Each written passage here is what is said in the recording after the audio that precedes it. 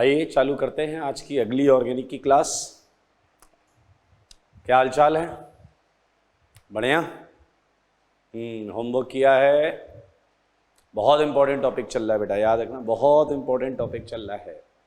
Substitution बात करें तो सब्स्टिट्यूशन में ईथर क्लीवेज और ईथर हाइड्रोलिसिस के कुछ बेहद अच्छे क्वेश्चंस थे, तो वो भी आपने किए होंगे। देखिए होमवर्क एकदम अप टू डेट रखें, होमवर्क में कोई कोताही ना बरतें, ठीक है। So let's started with ether cleavage के मैक्सिमम क्वेश्चन हमने क्लास में कर लिए थे। मैं कुछ क्वेश्चंस के आंसर बता दे रहा हूं जो मुझे लगता है मैंने नहीं बताए थे।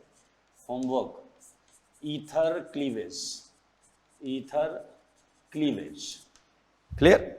ईथर क्लीवेज के कुछ क्वेश्चंस लाइक फिफ्थ वाला, फिफ्थ के आंसर मैंने नहीं बताया था, फोर्थ तक बताया था। तो इसमें आई आएगा CH3 पर, क्लियर। छोटे वाले पर SN2, छोटे वाले पर आई आएगा और बड़े वाले का एल्कोहल बन जाएगा। ये है फिफ्थ का आंसर। बहुत आराम से देखिए, मैंने कहा था अगर कोई भी 3 डिग्री नहीं है तो SN2 होगा, और SN2 होगा तो छोटे वाले पर होगा। सिमिलरली सिक्स्थ, अभी सिक्स्थ में देखो राइट वाला 3 डिग्री है, अगर राइट वाला 3 डिग्री है तो बताइए क्या हो जाएगा, SN1, इट गेट्स डिसोसिएटेड। और अब आपको छोटे वाले पर मिलेगा 18 OH और बड़े वाले पर क्या मिलेगा, I। इस बार बड़े वाले के साथ I। बाकी क्वेश्चंस हो गए थे। 12 का आंसर है नो रिएक्शन। 12 में आप देख सकते हैं ऑक्सीजन, 12 में देख सकते हैं ईथर दोनों तरफ डायरेक्ट बेंजीन से जुड़ा हुआ है, और आपको पता है यहाँ कोई भी रिएक्शन नहीं हो पाएगी, ना SN1 ना SN2। टॉकिंग अबाउट 13th, मैं क्वेश्चन लिख देता हूँ 13th में। ये Me है, ये H है, ये D है। ना लुक एट अगेन, इधर कुछ नहीं करा सकते क्योंकि ये एरोमेटिक सेगमेंट से जुड़ा हुआ है, यहाँ डबल कैरेक्टर होता है रेजोनेंस की वजह से, और I- ये 1 डिग्री है, तो definitely it would be what, SN2। अगर ये SN2 होगा तो आपको एक तो मिलेगा फिनॉल और एक क्या मिलेगा बताइए, Me, आयोडीन। बैक साइड से इन्वर्जन हो जाएगा, बैक साइड से अटैक करेगा तो इन्वर्जन हो जाएगा। तो मेरे भाई ये क्वेश्चन 13 था। इसके बाद और भी कई क्वेश्चंस थे। 14th को ध्यान से देखें, मैं क्वेश्चन लिख देता हूं एक बार को, वैसे क्वेश्चन होंगे आपके पास। MEHET, ध्यान से देखिए, ध्यान से। फिर से ये कितने डिग्री का, 1 डिग्री का, ये कितने डिग्री का, 2 डिग्री का। और आपको पता है जब तक 3 डिग्री नहीं है SN2 चलेगा। SN2 किस पे चलता है, छोटे वाले पे, तो छोटे वाले पे I। देखने वाली बात ये है कि इस रिएक्शन में इनमें से कोई बॉन्ड नहीं टूटी। अगर इसकी कोई बॉन्ड नहीं टूटी तो डेफिनेटली आपको अल्कोहल जो मिलेगा वो रिटेन्ड मिलेगा, रिटेन्ड सेम कॉन्फ़िगरेशन के साथ, क्योंकि बॉन्ड कौन सी टूट रही है आप देख सकते हैं। बॉन्ड जो टूट रही है वो ये वाली टूट रही है, येलो वाली बॉन्ड टूट रही है, और आपको इन्वर्टेड आंसर मिलेगा। तो आप इन्वर्टेड आंसर बता दो। I बैक साइड पर, Me, D एंड H, ये 2 आंसर है। यहां इन्वर्जन हुआ है, देखो इस कार्बन पर इन्वर्जन हुआ है कि ये रिटेन्ड रहा है। अगर कायरल सेंटर से अटैच्ड बॉन्ड नहीं टूट रही है तो रिटेंशन तो रहेगा भाई, उस पर मना नहीं कर सकते। 15th अच्छा क्वेश्चन है, इंपॉर्टेंट क्वेश्चन है, लेकिन आप 15th में चाहे कोल्ड HI लो चाहे हॉट HI लो, आप ये देखें। पहला तो आपको पता है यहाँ I, ये फिनॉल, तो मेरे भाई आप देखें फिनॉल एंड CH3I, क्लियर। अब फिनॉल पर वापस HI रिएक्शन नहीं कर सकता, तो चाहे आप कोल्ड HI ले लो या फिर आप हॉट HI ले लो, आंसर सेम आएगा। ये इंपॉर्टेंट क्वेश्चन, क्योंकि फिनॉल पर फिर रिएक्शन कैसे कराएंगे, फिनॉल पर तो वो बेंजीन से जुड़ा हुआ है, एराइल है, तो वो नहीं हो सकता। 16th आसान है, ये है cold HI and hot HI। मेरे भाई पहले तो हम सिंपल HI की रिएक्शन करा रहे हैं ऊपर वाले में, तो SN2 होगा, दोनों 1 डिग्री। SN2 में I छोटे वाले के साथ I, इसका alcohol, so you would get it this, ये आंसर है। लेकिन जब आप हॉट HI करेंगे तो ये हो चुका होगा, अब इस पर वापस HI डालोगे तो आयोडीन वाला तो वैसे ही रहेगा। 1 डिग्री एल्कोहल प्लस HX, ये हो गया ना 1 डिग्री एल्कोहल। अब ये और HI से रिएक्शन करेगा। हॉट HI का मतलब मैंने बताया था excess of HI। 1 degree alcohol with HI, ये अगेन SN2 था।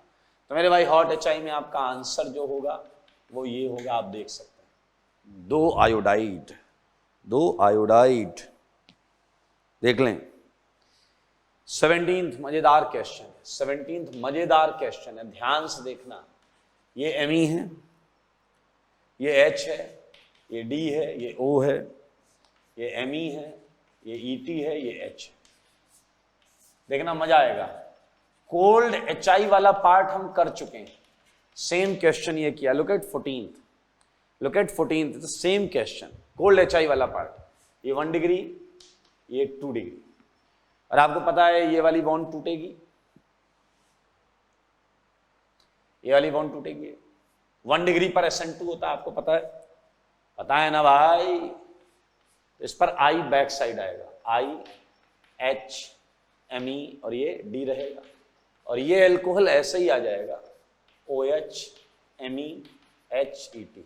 नाउ अब सोचने वाली बात है कि जब आप एक्सेस HI लेंगे, मतलब हॉट HI लेंगे, तो ये आंसर तो ऐसे ही रहेगा I Me HD। नाउ ये 2 degree alcohol, and 2 degree alcohol HX के साथ क्या करता था, याद करो, लुकास वाले सेगमेंट में 2 डिग्री एल्कोहल HX के साथ क्या करता था, SN1। वेरी गुड, SN1 होगा तो इस पे पहले H प्लस जाएगा, वाटर निकलेगा, प्लस बनेगा, और उस पे I आजू से भी और बाजू से भी। देखो मगर बोर्ड पर IH मिथाइल इथाइल। मेरे भाई ये है इंटरेस्टिंग सेगमेंट। पहले स्टेप में SN2 हुआ, एक HI ने ईथर पर HI ने SN2 किया, लेकिन जब एल्कोहल और I आया तो एल्कोहल पर आगे वाले HI ने SN1 किया है, तो 2 डिग्री एल्कोहल पर SN1 होता था। सेम तरीके से अगर हम आगे चलते हैं, सो देयर इज वन, ये अच्छा क्वेश्चन 18th, आपको ये समझना पड़ेगा, ये क्वेश्चन बड़े अच्छे क्वेश्चन। 18th को देखिए जरा। 18th, what is given HI। ठीक है, हर तरीके से आप एक ही चीज, एक ही निष्कर्ष पर पहुंचने वाले हैं। Look at this. अब आपके दिमाग में कुछ भी चल रहा होगा, चलो हम सारे केसेस लेकर चलते हैं। पहला केस आपने वही किया जो आपको बताया गया, HI को H प्लस आपने O पर डाल दिया। लेकिन मेरे भाई अगर HI का H आप O पर डालते हैं, ये बन जाएगा, ये बन जाएगा, सोचो। और अब I माइनस ना तो यहां SN1 SN2 कर सकता है, ऐसे अटैक करके इसे नहीं हटा सकता, और ना यहां अटैक करके इसे हटा सकता है, क्योंकि साफ साफ देख लो, एराइलिक और विनाइलिक, लेफ्ट से एराइलिक है, एराइलिक मतलब एरोमेटिक सबस्ट्रेट, और राइट से क्या विनाइलिक, दोनों ना SN1 करते थे ना SN2 करते थे। तो मेरे भाई ये रास्ता ब्लॉक है, ये रास्ता ब्लॉक है, कुछ नहीं मिलेगा, नो प्रोडक्ट, यहां कोई प्रोडक्ट नहीं मिलेगा। ना थोड़ी बुद्धि लगाओ बुद्धि। ऑक्सीजन का लोन पेयर रिंग में भी है और इस कार्बन पर भी है। याद करो एल्कीन और HX, एल्कीन और HX, एल्कीन और HX, मार्कोनिकॉफ एडिशन। याद करो ना, अब चुप क्यों हो, याद करो मेरे भाई। यहां H जुड़ जाएगा, यहां प्लस बनेगा, उस पर I जुड़ जाएगा। So what would you have actually, हमारे पास ये होगा, हमारे पास ये होगा। देखें यहां H जुड़ा है और यहां I जुड़ा है, लेकिन अभी हमारे पास HI जो है उसे हम एक्सेस में मान रहे हैं, क्लीव करना है, ईथर को क्लीव। अब आप काम कर लो, अब आपको कोई नहीं रोकेगा। H प्लस इससे प्रोटोनेट करेगा, कर लें दो प्रोटोनेट, O पर प्लस आयोडीन। अब आप सोचो I माइनस इसे लेफ्ट से तो खोल नहीं सकता, कहां से खोलेगा, राइट से, तो I माइनस राइट से अटैक करेगा। एंड क्या मिलेगा, मैं इधर हटा देता हूं थोड़ा सा ये,